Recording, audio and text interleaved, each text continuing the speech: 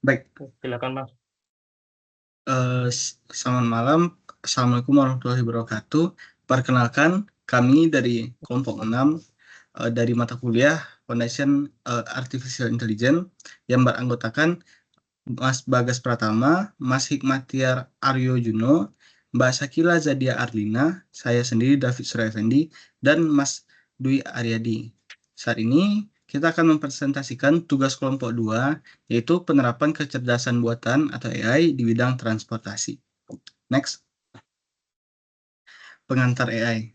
Peran AI dalam transportasi dan mobilitas perkotaan. Salah satu inovasi yang paling menonjol adalah kendaraan otonom, termasuk taksi tanpa pengemudi atau robotaksi. Layanan ini sudah beroperasi di kota-kota besar seperti San Francisco dan Tokyo, dengan perusahaan seperti Cruise yang telah mendapatkan izin untuk layanan ride-hailing komersial tanpa pengemudi. Pengembangan ini menandai pergeseran besar dalam model bisnis transportasi dan mobilitas perkotaan.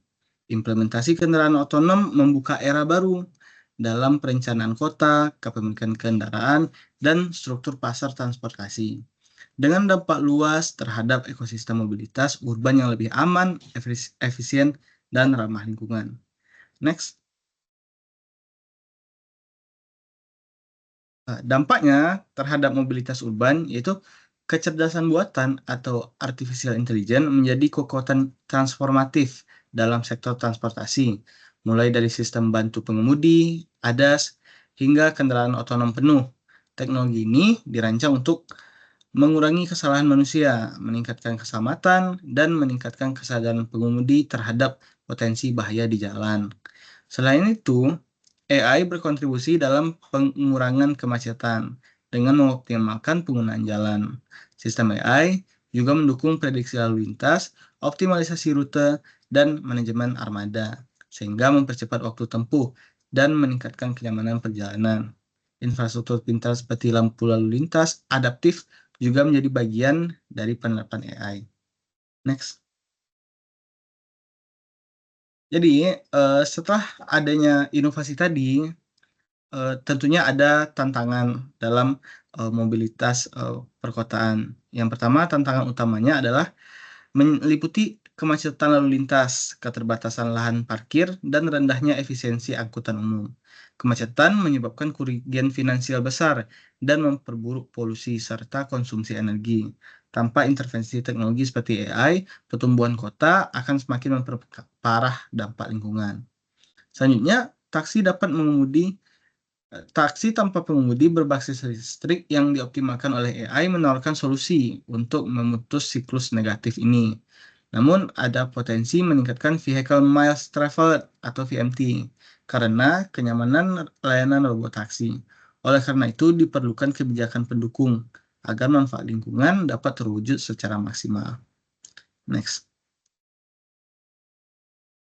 Jadi peran AI dalam mengatasi masalah keselamatan dan efisiensi ini yaitu dapat meningkatkan keselamatan jalan dengan mengurangi kesalahan manusia, menganalisis kondisi lalu lintas secara real time, dan mencegah kecelakaan.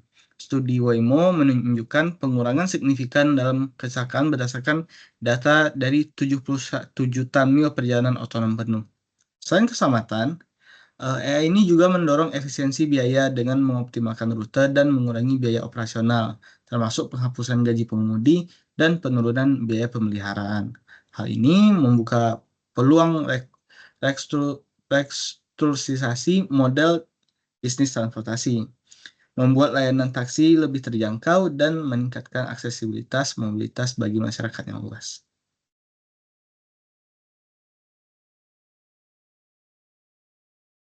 Selanjutnya adalah propose solution using AI.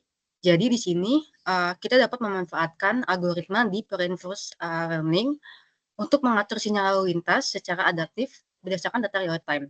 Sehingga hal ini dapat mengurangi kemacetan di persimpangan dan meningkatkan efisiensi arus lalu lintas. Boleh next. Solusi yang kedua adalah dengan memanfaatkan teknologi computer vision, YOLO, V8, dan optical character recognition atau OCR. Sistem ini mampu mengenali plat nomor kendaraan secara otomatis dan real time, sehingga dapat digunakan untuk menerapkan sistem e-tilang yang lebih efisien, terutama pada area padat atau zona sekolah. Jadi integrasi ini juga mendukung penerapan zona tertib lalu lintas secara otomatis tanpa membutuhkan pengawasan manusia yang konstan. Boleh selanjutnya? Solusi yang kedua adalah dengan sistem berbasis sensor lidar 3D dan logika Fuji. Penggunaan Fuji Control ini dapat melakukan kendaraan otonom terbukti dapat melakukan manuver menghindari terhadap objek dengan presisi tinggi, serta memberikan sistem pengereman otomatis yang responsif. Selain itu, dengan menerapkan solusi berbasis Convolutional Neural Network atau CNN, teknologi ini dapat digunakan untuk mengenali rambu lalu lintas, lajur jalan, dan pejalan kaki. Dan selanjutnya dapat dikombinasikan juga dengan deep reinforcement learning untuk perencanaan jalur kendaraan dan menyesuaikan kendaraan kondisi lalu lintas khas Indonesia yang dinamis. Boleh selanjutnya? Selanjutnya, solusi yang terakhir adalah dengan integrasi Natural Language Processing atau NLP dalam chatbot transportasi. AI juga dapat berperan dalam pengelolaan informasi dan layanan publik melalui integrasi tersebut. Jadi nanti chatbot ini akan berfungsi untuk mengumpulkan data keluhan, laporan kemacetan, dan permintaan layanan transportasi secara real-time dari masyarakat. Data teks tersebut kemudian akan dianalisis lebih lanjut menggunakan metode seperti sentiment analisis dan topik modeling, misalnya LDA. Sehingga pemerintah atau operator transportasi dapat memperoleh masukan langsung dari masyarakat untuk pengambilan keputusan dan pengaturan armada robot taksi. Boleh di next, Mas? Baik, poin yang keempat adalah measurement result benefit taksi otonom. Yang pertama adalah peningkatan keselamatan jalan. Hasilnya, berdasarkan laporan dari Waymo, selama uji coba lebih dari 1 juta mil perjalanan otonom, tidak ditemukan kecelakaan fatal atau insiden serius yang disebabkan oleh sistem AI. Manfaat yang didapat ialah mengurangi kecelakaan yang disebabkan oleh kelalaian manusia yang menyumbang 94% kecelakaan menurut NHTSA. Yang kedua adalah efisiensi perjalanan dan pengurangan kemacetan. Hasil yang didapat, AI mampu mengoptimalkan rute dan meminimalisasi waktu tunggu. Di San Francisco, layanan cruise mencatat rata-rata waktu penjemputan 5-7 menit dan durasi perjalanan yang 20% lebih cepat dibandingkan taksi konvensional. Manfaatnya yaitu meningkatkan efisiensi rute dan menurunkan konsumsi bahan bakar. Boleh next. Yang ketiga adalah pengurangan emisi karbon. Hasil yang didapat adalah layanan robot taksi yang seluruhnya listrik seperti Cruise dan Waymo membantu mengurangi emisi gas rumah kaca hingga 35% perjalanan dibandingkan kendaraan pribadi berbahan bakar fosil. Manfaatnya mendukung target kota menuju netral karbon dan kota pintar ramah lingkungan. Yang keempat adalah pengurangan biaya operasional jangka panjang. Hasilnya adalah Cruise memperkirakan bahwa biaya operasional taksi otonom dapat turun hingga 50% dibandingkan layanan ride-hailing tradisional karena tidak perlu menggaji pengemudi. Manfaatnya, layanan transportasi yang lebih terjangkau dan inklusif secara ekonomi. Boleh, next. Dan yang terakhir adalah pengalaman pelanggan yang lebih konsisten. Hasilnya adalah sistem AI memberikan layanan dengan perilaku berkendara yang konsisten dan ramah pengguna, tanpa risiko faktor emosional seperti kelelahan, agresivitas, ataupun gangguan. Manfaatnya adalah tingkat kepuasan pelanggan meningkat berdasarkan survei pengguna robot taksi Waymo di Onyx dengan skor kepuasan 4,9/5. Baik, selanjutnya kita akan berdiskusi mengenai beberapa pertanyaan yang timbul. Yang pertama, apa tantangan terbesar dalam penerapan AI di bidang yang Anda pilih? Dan bagaimana kelompok Anda melihat solusi untuk mengatasi tantangan tersebut? Untuk penerapan AI pada taksi autopilot, ada beberapa tantangan yang kita hadapi. Yang pertama adalah ketidakpastian dalam lingkungan nyata. AI autopilot masih kesulitan dalam menghadapi skenario lalu lintas yang tidak terduga atau sangat kompleks, seperti cuaca ekstrim, hujan lebat, kabut atau salju, pengendara yang ugal-ugalan, dan pejalan kaki yang tidak terduga. Model AI yang dilatih dalam kondisi ideal bisa gagal saat dihadapkan pada situasi edge case atau kasus yang sangat langka, yang tidak terwakili dalam data pelatihan. Kemudian yang kedua adalah keterbatasan teknologi sensor dan data. Kendaraan otonom sangat bergantung pada sensor seperti kamera, radar, dan lidar. Namun, setiap sensor memiliki kelemahan masing-masing, seperti keterbatasan jangkauan, gangguan dari cahaya matahari atau pantulan, serta biaya yang mahal. Selain itu, ketergantungan pada koneksi internet dan atau cloud juga menimbulkan kendala dalam hal latensi dan keandalan. Yang ketiga adalah masalah etika dan keputusan moral. Sistem AI harus mampu membuat keputusan etis dalam situasi yang darurat. Misalnya, jika terjadi kecelakaan, apakah sistem harus memilih menyelamatkan penumpang atau pejalan kaki? Tantangan ini menimbulkan perdebatan yang filosofis dan etika yang belum memiliki jawaban secara universal, terutama karena algoritma harus mengambil keputusan dalam waktu yang sangat singkat. Kemudian, isu keamanan cyber atau cyber security. Kendaraan otonom yang terhubung ke jaringan berisiko menjadi target peretasan, sehingga serangan terhadap sistem kendali, navigasi, atau komunikasi dapat menyebabkan kecelakaan yang fatal.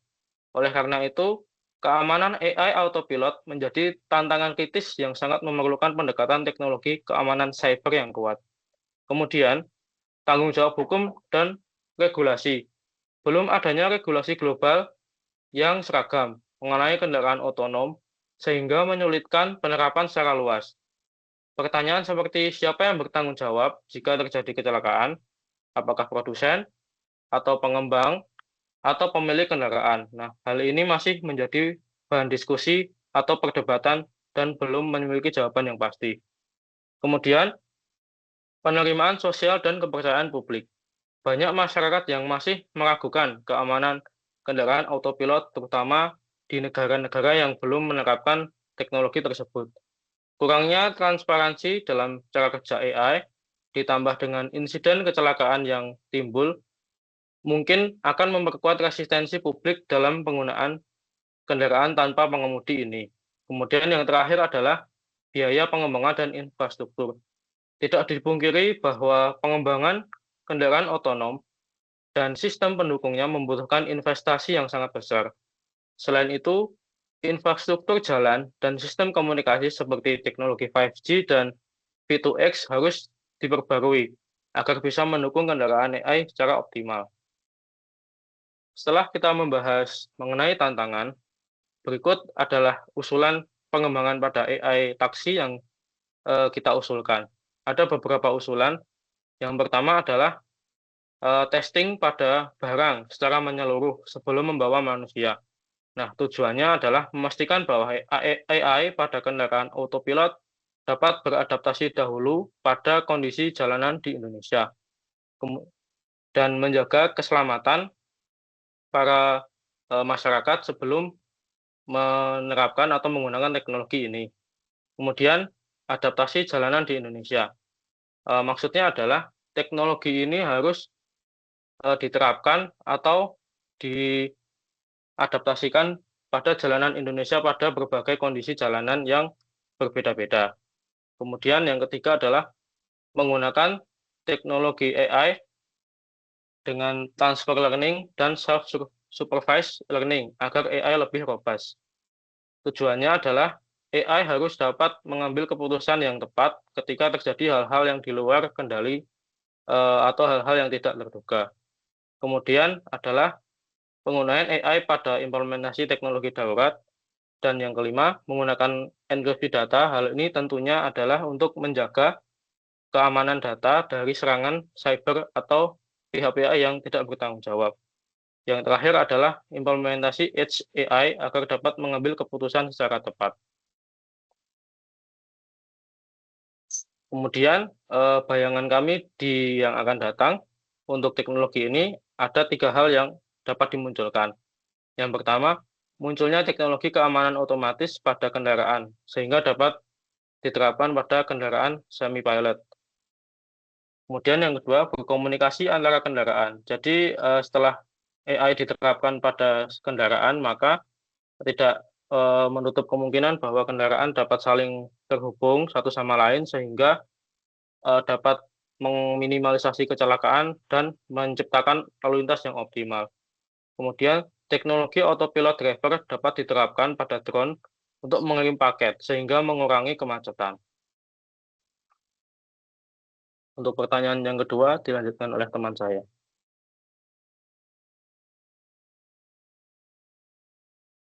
Bagaimana penerapan AI di bidang yang Anda pilih dapat mempengaruhi masa depan baik secara positif maupun negatif? Untuk jawaban nomor 2 ini, boleh di next, Mas. Untuk jawaban nomor 2 ini sudah ada ya di slide pada poin 2, pada poin 4, dan jawaban nomor 1 yang dijelaskan oleh Mas David Dwi, Mas David Surya, dan tadi Mas Hikmatiar. Mungkin saya perwakilan kelompok akan meringkas dan menambahkan sedikit apa yang sudah kita diskusikan sebelumnya untuk jawaban nomor 2. Di mana penerapan AI pada taksi autopilot atau kita sebut robot taksi, menurut kami memiliki dampak besar terhadap masa depan, baik dari sisi positif maupun negatif. Dampak positifnya, yang pertama efisiensi transportasi. Yang dimana AI memungkinkan taksi autopilot untuk memilih rute tercepat berdasarkan data lalu lintas real time, mengurangi waktu perjalanan dan kemacetan. Yang kedua yaitu mengurangi human error, yang dimana sebagian besar kecelakaan disebabkan oleh kesalahan manusia. Dengan sistem AI yang terlatih, resiko kecelakaan dapat ditekan secara signifikan. Yang ketiga, pengurangan biaya operasional. Operator taksi dapat mengurangi biaya karena tidak perlu membayar supir, serta efisiensi bahan bakar yang lebih baik dengan AI yang mengatur kecepatan dan rute optimal. Yang keempat yaitu aksesibilitas lebih baik, yang dimana penumpang dengan disabilitas atau lansia lebih mudah mendapatkan layanan transportasi yang aman dan mandiri. Yang kelima, data dan analitik. AI mengumpulkan dan menganalisis data perjalanan untuk meningkatkan layanan, keamanan, dan prediksi kebutuhan transportasi masa depan. Yang keenam, pengurangan emisi karbon, yang mendukung target kota menuju netral karbon dan kota pintar ramah lingkungan atau bisa disebut Go Green. Yang ketujuh yaitu pengalaman pelanggan yang lebih konsisten. Sistem AI memberikan layanan dengan perilaku berkendara yang konsisten dan ramah pengguna, tanpa resiko faktor emosional seperti kelelahan, agresivitas, atau gangguan. Lalu bisa di next, Mas, dampak negatifnya. Yang pertama yaitu pengurangan lapangan kerja, yang dimana pengemudi taksi dan supir profesional bisa kehilangan pekerjaan dalam jumlah besar jika sistem ini diadopsi secara massal. Yang kedua yaitu ketidakmampuan menghadapi situasi tidak terduga. AI mungkin kesulitan menghadapi kondisi jalan yang tidak standar seperti di Indonesia, yaitu banjir, jalan rusak parah, perilaku pengendara yang agresif, atau petunjuk dari polisi lalu lintas. Hal-hal ini lebih mudah dipahami oleh pengemudi manusia dibandingkan sistem AI. Yang ketiga yaitu keamanan cyber. Sistem AI yang terhubung ke internet rentan terhadap serangan cyber yang bisa membahayakan keselamatan penumpang. Yang keempat yaitu masalah hukum dan regulasi. Belum semua negara atau kota memiliki regulasi yang siap untuk mengatur kendaraan otonom. Tanggung jawab hukum jika terjadi kecelakaan juga masih menjadi perdebatan. Yang kelima, ketergantungan teknologi. Ketika masyarakat terlalu bergantung pada sistem AI, gangguan sistem misalnya bug atau kerusakan sensor dapat mengacaukan seluruh layanan transportasi.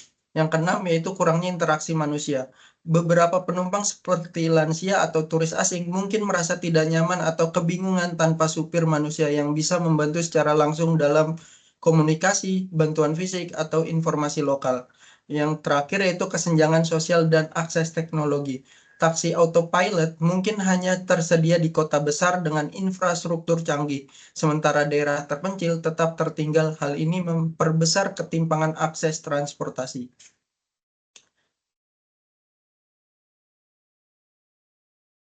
Selanjutnya, pertanyaan ketiga, jika Anda diberikan kesempatan untuk mengembangkan teknologi AI lebih lanjut di bidang ini, inovasi apa yang akan Anda usulkan? Jelaskan alasan dan manfaat dari inovasi tersebut. Next. Jadi menurut saya, inovasi yang saya usulkan ada integrasi smart taksi dengan sistem ambulan, di mana sistem taksi dapat bertindak sebagai transportasi darurat, hanya sebagai transportasi saja, bukan sebagai transportasi untuk penanganan. Jadi ketika ambulan terlalu jauh atau terhambat, dengan deteksi otomatis kondisi medis penumpang dan navigasi AI, taksi dapat langsung menuju rumah sakit terdekat sambil terhubung ke layanan medis. Jadi manfaatnya itu yang pertama, deteksi darurat otomatis melalui sensor AI tanpa interaksi manual. AI juga dapat memperkirakan seberapa parahnya kondisi penumpang di dalam ketika dia mengalami kecelakaan. Dan ini juga akan terhubung dengan smartwatch yang dipakai oleh penumpang. Selanjutnya, navigasi langsung ke RS jika ambulan terlambat. Jadi gunanya untuk mempercepat penanganan sehingga nanti jika ada taksi otomatis yang datang itu akan digunakan sebagai transportasi darurat saja. Yang terakhir itu terhubung ke pusat medis dan rumah sakit untuk koordinasi cepat. Jadi agar dapat menghubungi rumah sakit tujuan agar rumah sakit tujuan dapat mempersiapkan layanan medis ketika transportasi darurat ini sampai ke tempatnya. Yang berikut adalah daftar pustaka dari beberapa sumber dari kelompok kami. Selanjutnya, yang terakhir itu penutup. Jadi sekian presentasi dari kelompok kami. Mungkin kita dapat banyak belajar dari perkembangan teknologi AI ini. Apabila ada kesalahan dari kami mohon maaf. Kami sudahi. Assalamualaikum warahmatullahi wabarakatuh.